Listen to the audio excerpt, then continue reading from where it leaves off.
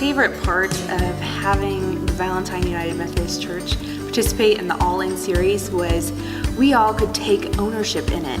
Literally everyone was all in. There were different people from our congregation who presented ideas, and there were people that participated in videos that the whole congregation got to see.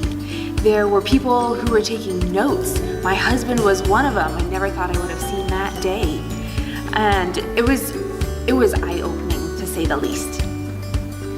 Well, to start with, where we were doing something different, we kind of got everybody's imagination going, and they were inquisitive.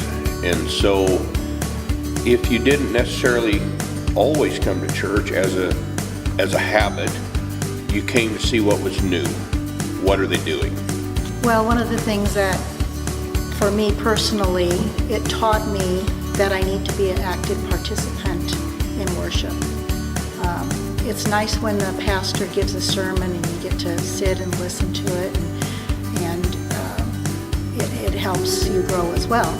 But I think we're called as individuals to worship out loud. Boy, in about every way possible. The entire message was about God calling to you, all of your life. God's been calling you and trying to lead you and speak to you. And then we showed him with all the people that came up and helped in the front of the church on Sunday morning, all the people helping behind the scenes, the grant writing that we did beforehand. And then right in the middle of it, a bunch of us went to Guatemala. We Skyped into the congregation on Sunday morning. We were actually gone responding to the call that we'd been given, and then we came back and presented that to them. So it all fit together just incredibly well. More than we could possibly have done ourselves. So it was very much a Holy Spirit-led thing. We were being called to even as we were trying to teach how to be called to. It's amazing.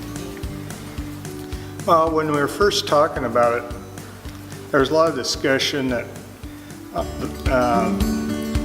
negative discussion that the old wouldn't like it, it was going to drive them, and they're the ones that pay the bills in our church. There was that discussion.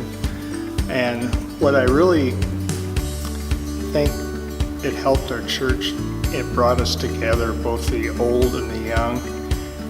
And then as we progressed, they got to be more comfortable being with each other. It wasn't the benediction and everybody heading for the door.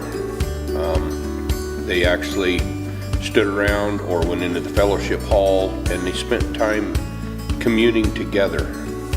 When I was asked as part of the mutual ministry team to be willing to share something in front of the congregation, my first answer was yes, but I don't want to talk about this, and I don't want to talk about this.